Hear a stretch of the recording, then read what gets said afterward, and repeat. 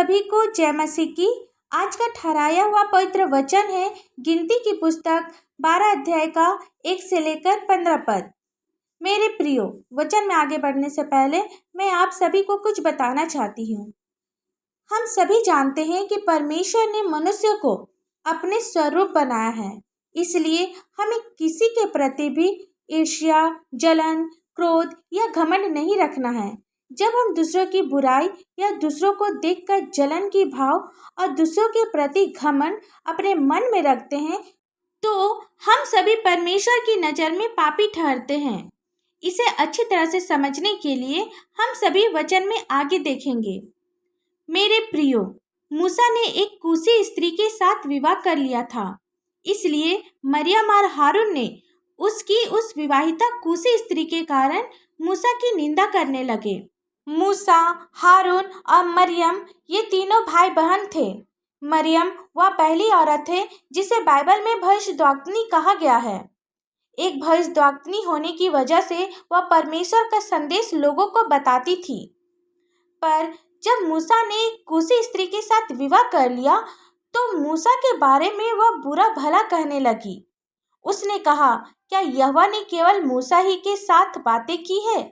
क्या उसने हमसे भी बातें नहीं की? उनकी यह बात यहोवा ने सुनी।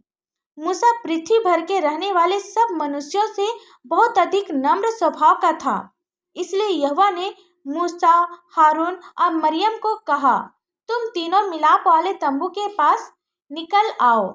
तब वे तीनों आए।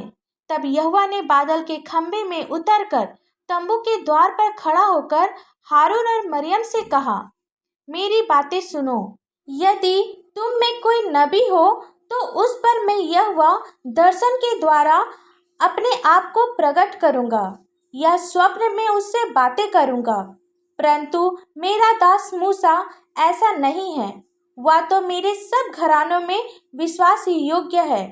उससे मैं गुप्त रीति से नहीं परंतु आमने सामने बातें करता हूँ और वह यहोवा का स्वरूप निहारने पाता है। इसलिए तुम मेरे दास मूसा की निंदा करते हुए क्यों नहीं डरे? तब यहोवा का कोप उस पर भड़का और मरियम कोढ़ से पीड़ित हो गई और हिम के समान श्वेत हो गई। यहाँ हमने देखा कि मरियम में घमंड आ गया था और वह जलन से भर गई थी, इसलिए वह मूसा के खिलाफ बुरा भला बोली। मूसा ने यहोवा से विनती की, हे ईश्वर, कृपा कर और उसको चंगा कर। तब परमेश्वर ने उसे ठीक कर दिया। कोढ़ की वजह से मरियम को 7 दिन तक इस्राएलियों की छावनी से दूर अलग रहना पड़ा। फिर इसके बाद उसे छावनी में आने दिया गया। जब परमेश्वर ने मरियम को सजा दी तब उसने अपनी गलती मान ली। इससे हमें यही सीख मिलती है कि जब हम एक दूसरे के बारे में बातें करते हैं तो परमेश्वर ध्यान से सुनता है।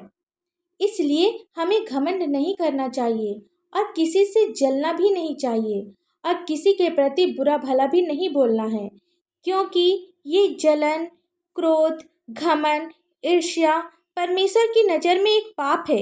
इसलिए हमें इस पाप से बचना है ताकि हम पीड़ा में ना पड़े। आइए हम सब प्रार्थना करें। धन्यवाद धन्यवाद धन्यवाद हो पिता परमेश्वर। Hallelujah hallelujah hallelujah. स्तुति स्तुति स्तुति हो महान जीत परमेश्वर, राजाओं के राजा, प्रभु के प्रभु। हम आपका लाखों लाख धन्यवाद करते हैं पिता परमेश्वर। पिता आपसे प्रार्थना करते हैं पिता, जितने भी लोग इस वचन को सुन रहे हैं पिता परमेश्वर, आप हर एक लोगों पर अपनी आशीष दे पिता परमेश्वर। पिता आप वचन के द्वारा आप उनसे बातचीत कर पिता परमेश्वर। एक एक को पिता समझ दे पिता, ताकि आपके वचनों को समझ सके, आपके वचनों के अनुसार चलने पाए पिता परमेश्वर। आप सभी के दिल और दिमाग को खोल पिता परमेश्वर, सभी पर अपनी आशीष दे पिता परमेश्वर, ताकि वे आपके गुण भेद को समझ सके और आपके अनुसार चल सके पिता परमेश्वर। जितने भी लोग आपसे प्रार्थना कर रहे हैं पिता परमेश्वर, आप हर एक के बीमारी, चिंता, परेशानी, दुख, तकलीफ, नशे की बुरी आदत, कर्ज पिता, एक एक परेशानी को दूर कर पिता परमेश्वर, यीशु मसीह के पवित्र मीठे नाम से पिता जिनकी शादी अभी तक से नहीं हुई है, आप उसे आपका भय मानने वाला एक जीवन साथी दे। पिता जिनके पास कोई संतान नहीं है, आप उसे एक सुंदर से संतान की आशीष दे पिता। और आपसे हम लोग क्या मांगे, इस प्रार्थना को आपके मीठे और पवित्र नाम से मांगते हैं दया से सुन और स्वर्ग राज में ग्रहण कर।